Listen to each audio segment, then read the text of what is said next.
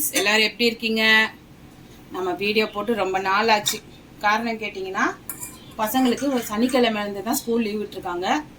முன்னாடியே நான் உங்ககிட்ட சொல்லியிருப்பேன், என் பெரிய பையன் தான் வந்து இந்த வீடியோஸ்லாம் எடிட் பண்ணுவான். எனக்கு அதெல்லாம் தெரியாது.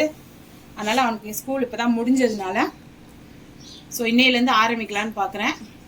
வாரத்துக்கு 2 இல்லை என்னால் முடிஞ்சால் 3 வீடியோஸ் போடுறேன். ஸோ வாங்க, பேசிட்டே இருக்க வேணாம், இன்றைக்கான ரெசிபி போயிடலாம். இன்றைக்கான ரெசிபி என்னன்னு பார்த்தீங்கன்னா, மஷ்ரூம் முருங்கைக்காய் குருமா. இது ரொம்ப டேஸ்ட்டாக இருக்கும்.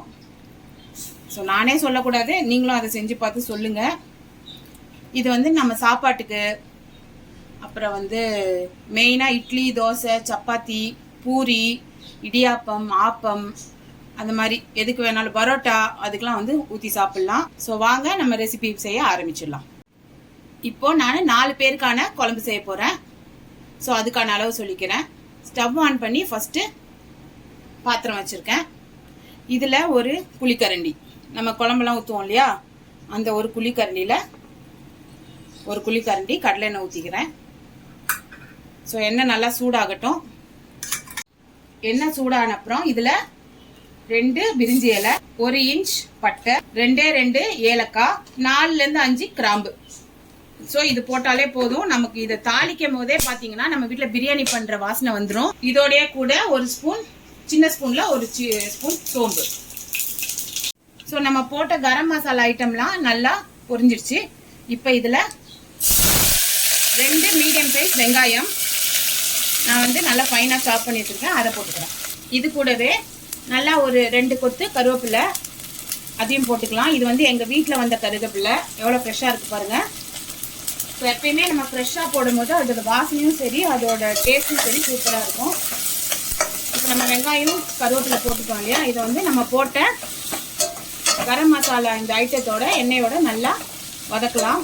நான் என்ன பண்ணிக்கிறேன் பார்த்தீங்கன்னா, இந்த அளவுக்கு 2 இன்ச்சு முருங்கைக்காய், இது ஒரு 4 பீஸ் இப்பயே போட்டுக்கிறேன். போட்டுட்டு இதை நல்லா எண்ணெயோட போட்டு வதக்கலாம். ஸோ வதங்கட்டும், நான் காட்டுறேன். ஸோ நம்ம வெங்காயத்தை நல்லா வதக்கி விடலாம். வெங்காயம் போட்டுட்டோம் அப்படின்னு சொல்லிட்டு நம்ம பாட்டி விட்டுட்டு வேறு ஏதாவது வேலை செஞ்சோன்னா வெங்காயம் வந்து அடியில் கரிஞ்சிரும். அப்புறம் குழம்பு கொஞ்சம் கசப்பாக இருக்க மாதிரி இருக்கும். ஸோ 2 நிமிஷத்துக்கு ஒரு வாட்டி நல்லா வதக்கி விட்டுக்கலாம். இப்போ நான் என்ன பண்ணியிருக்கேன்னு கேட்டிங்கன்னா, 200 கிராம் மஷ்ரூம். ஸோ மஷ்ரூம் இருக்கு இல்லையா, அந்த பட்டன் மஷ்ரூம் வந்து இப்படி 2ஆக கட் பண்ணி இதிலே சேர்த்துக்கிறேன்.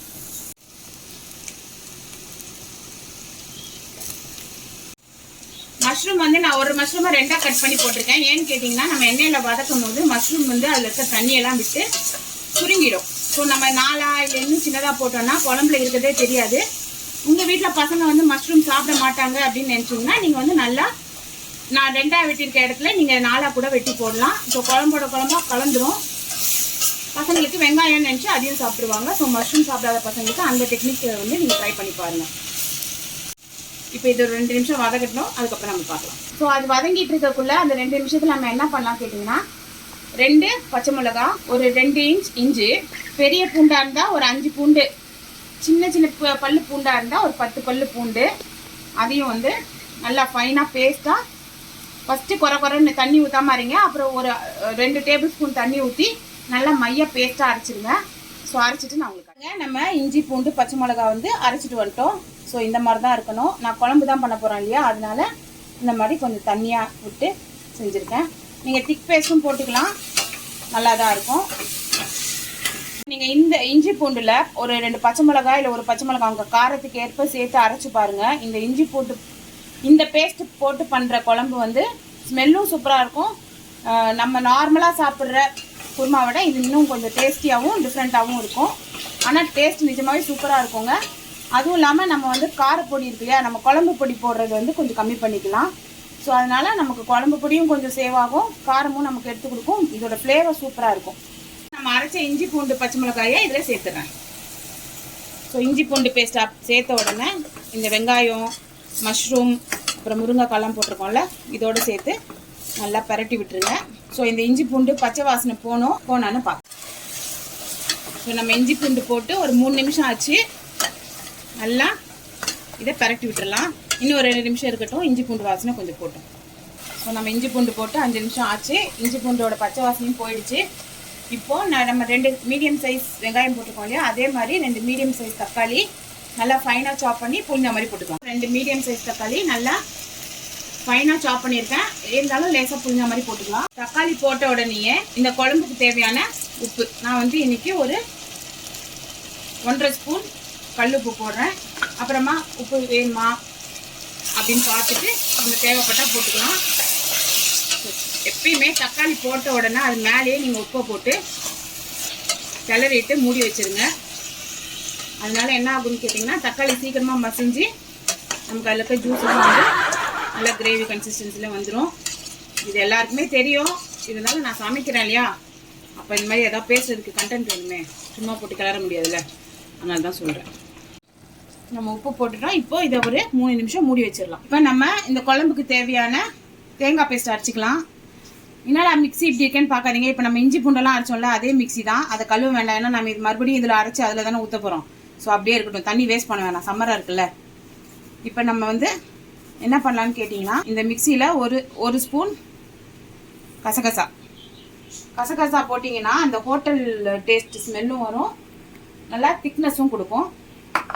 ஸோ 1 ஸ்பூன் கசகசா, 1 ஸ்பூன் சோம்பு. இப்போ நான் வந்து மத்தியானம் சாப்பாட்டுக்கும் நைட்டு சப்பாத்திக்கும் சேர்த்து குழம்பு வைக்கிறேன். அதனால நான் என்ன பண்ணியிருக்கேன்னு பார்த்தீங்கன்னா, ஸோ 1/2 மூடி தேங்காய் அதையும் வந்து நல்லா சின்ன சின்ன பீஸாக கட் பண்ணி போட்டிருக்கேன். இப்போ இதை ஃபஸ்ட்டு தண்ணி ஊற்றாமல் அரைச்சிட்டு அப்புறம் 1/2 கிளாஸ் தண்ணி ஊற்றி நல்லா ஃபைன் பேஸ்ட்டாக அரைச்சிக்கலாம். பாருங்க, நம்ம போட்ட தக்காளி வந்து நல்லா மசிஞ்சு கிரேவியோட ஒன்று மண்ணமாக சேர்ந்துருச்சு. இப்போ நம்ம இதுக்கு தேவையான மசாலா போட்டுக்கலாமா. இதில் 1/2 ஸ்பூன் மஞ்சத்தூள், 1/2 ஸ்பூன் வரமிளகாத்தூள், 1 ஸ்பூன் காஷ்மீரி சில்லி தூள். இதில் வந்து காரம் அவ்வளவா இருக்காது, ஆனால் பார்த்தீங்கன்னா நல்லா கலராக இருக்கும். ஸோ நம்ம ஆல்ரெடி பட்டை கிராம்பெல்லாம் தாளிக்கும் போது போட்டிருக்கோம். இதனால குருமான்றது வந்து நமக்கு பிரியாணி ஸ்மெல் அந்த ஃப்ளேவரில் இருக்கனால 1/2 ஸ்பூன் கரம் மசாலா. இதில் 1.5 ஸ்பூன் குழம்பு மிளகாத்தூள், நம்ம வீட்டில் வச்சுருக்கோம் இல்லையா இந்த குழம்பு மிளகாத்தூள். ஸோ இது எல்லாத்தையும் போட்டு தண்ணியெல்லாம் ஊற்ற வேண்டாம், ஏன்னா நம்மளோட அடியில் இருக்க கிரேவியை வந்து செமி கன்சிஸ்டன்சி தான் இருக்கும். ஸோ இந்த மசாலாவை வந்து இதோட நல்லா மிக்ஸ் பண்ணி விட்டுடலாம். ஒரு நிமிஷம் அப்படியே இருக்கட்டும். நம்ம தேங்காய் பேஸ்ட்டும் நம்ம அரைச்சிட்டு வந்துட்டோம் பாருங்கள், இந்த மாதிரி தான் இருக்கணும். ஸோ 1 நிமிஷத்துக்கு அப்புறம் இந்த குருமா கிரேவி இருக்கு இல்லையா, இதை ஊற்றலாம். இதை ஊற்றின அப்புறம் தான் இந்த குழம்பு வந்து குருமாவாகவே ஆகும். இதை ஊற்றுனதுக்கு அப்புறம் தான் இது குருமாவாகும்னு கேட்டால் என் பையன் கேட்குறான், அப்போ அதுக்கு முன்னாடி என்ன ஆச்சுன்னு கேட்குறான். அது வந்து தொக்கு. ஸோ நம்ம தேங்காய் இந்த பேஸ்ட் ஊற்றுறதுக்கு முன்னாடி பார்த்தீங்கன்னா அது வந்து நம்ம தொக்காவும் சப்பாத்திக்கு, தோசைக்கு, இட்லிக்கு, சாதத்தில் கூட பெருத்தி சாப்பிட்லாம். இப்போ நம்ம இன்றைக்கி குருமா பண்ணுறதுனால நம்ம தேங்காய் பேஸ்ட் ஊற்றிட்டோம் இல்லையா, ஸோ இந்த தேங்காய் பேஸ்ட் ஊற்றுனதுக்கு அப்புறம் தான்ப்பா இது குருமா. இப்போ நம்ம வந்து அரைச்ச தேங்காய் பேஸ்ட்டு அப்படியே ஊற்றிருக்கோம். ஸோ பாருங்கள் எப்படி இருக்குது. ஆனால் நம்ம கசகசாலாம் போட்டிருக்கனால குழம்பு கொதிக்க கொதிக்க திக்காகும். இந்த சின்ன ஜாரில் தான் நான் வந்து இதே அளவுக்கு தான் தேங்காய் பேஸ்ட் ஊற்றினேன். ஸோ இதே அளவுக்கு தண்ணி ஊற்றிக்கிறேன். ஸோ குழம்பு வந்து இது போதும். 4 பேருக்கு மத்தியானம் சாப்பாட்டுக்கும் நைட்டு டிஃபனுக்குமே இது எங்கள் வீட்டில் போதுமாக இருக்கும். அவ்வளோதான், குழம்பு நம்ம எடுத்து கூட்டியாச்சுன்னா நம்ம ஒன்று சேர்த்துட்டோம், எல்லாமே சேர்த்துட்டோம். இனிமேல் இதில் போட வேண்டியது எதுவும் இல்லை. லாஸ்ட்டாக ஃபைனலாக வந்து இப்போ நம்ம எல்லாமே ஊற்றிட்டோம். இன்னும் குழம்பு கொதிக்கலை. இப்போ நம்ம தேங்காய் பேஸ்ட்டு தண்ணியெல்லாம் சேர்த்தோம். இந்த ஸ்டேஜில் 1 ஸ்பூன் நெய். ஸோ நான் வந்து அமுல் கவுகி எடுத்திருக்கேன். ஸோ 1 ஸ்பூன் சேர்த்துருக்கேன். சேர்த்துட்டு இதை நல்லா கலந்து விட்டுடலாம். இந்த ஸ்டேஜில் நம்ம வந்து நெய் சேர்க்குறனால டேஸ்ட்டும் சூப்பராக இருக்கும். குழம்புக்கு வந்து மேலே அந்த ஒரு நல்ல ஷைனிங்கான அந்த ஃபீல் கிடைக்கும். நல்லா டேஸ்ட்டாகவும் இருக்கும். ஸ்மெல்லும் வந்து நீங்கள் இந்த நெய் ஊற்றினோன்னே சூப்பராக இருக்கும். ஸோ இப்போ நம்ம ஊற்றிட்டோம் இல்லையா, ஊற்றிட்டு மூடியை போட்டு மூடிடலாம். லைட்டாக பபுள்ஸ் வரும்போது ஃபுல் சிம்மில் போட்டுடலாம். ஸோ பாருங்கள், நம்ம வந்து தேங்காய் ஊற்றினோம், தண்ணி ஊற்றிட்டோம், 1 ஸ்பூன் நெய் ஊற்றின அப்புறம் இதை ஓப்பன் பண்ணோன்னா வாசனை இப்போவே பசிக்க ஆரம்பிச்சிச்சுங்க எனக்கு. இப்போ நல்லா வந்து நீங்களே பார்த்துருப்பீங்க ஓப்பன் பண்ணும்போது. ஸோ இந்த மாதிரி லேசாக கொதிக்க ஆரம்பிக்குது இல்லையா, இந்த ஸ்டேஜில் நம்ம ஸ்டவ்வை வந்து ஃபுல் சிம்மில் போட்டு மூடி வச்சிடலாம். இப்போ நம்ம ஊற்றின எண்ணெய் நெய்யெல்லாம் வந்து மேலே வந்து பிரிஞ்சு வரும், ஒரு 10 நிமிஷத்தில் பிரிஞ்சு வரும். இந்த ஸ்டேஜ்லேயே நம்ம ஏன் வந்து சிம்மில் போடுறோன்னு கேட்டிங்கன்னா, தேங்காய் ஊற்றிருக்கோம். அந்த குழம்பு வந்து என்ன ஆகும்னா தெரிஞ்ச மாதிரி ஆயிடும். தெரிஞ்ச மாதிரினா எப்படின்னா திருத்திரியா இருக்கும்.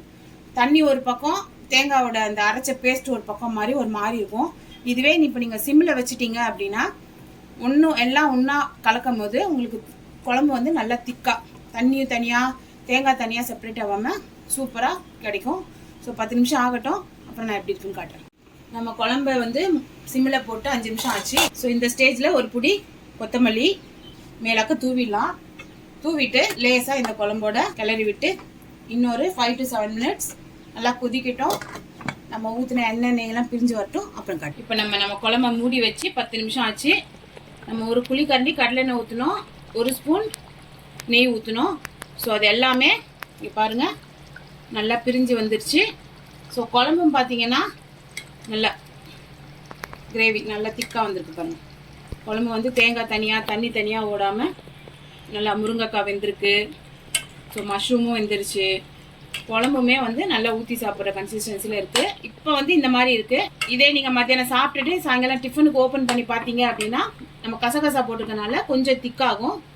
ஸோ ரொம்ப கெட்டியாக இருந்ததுன்னா 1 கிளாஸ் தண்ணி ஊற்றி நீங்கள் வந்து கொஞ்சம் டைல்யூட் பண்ணி நைட் டிஃபனுக்கும் வச்சுக்கலாம். ஸோ நம்ம கொத்தமல்லியெல்லாம் முன்னாடியே போட்டுட்டோம், அதோட ஃப்ளேவரும் குழம்புல சேர்ந்து சூப்பராக இருக்கும்.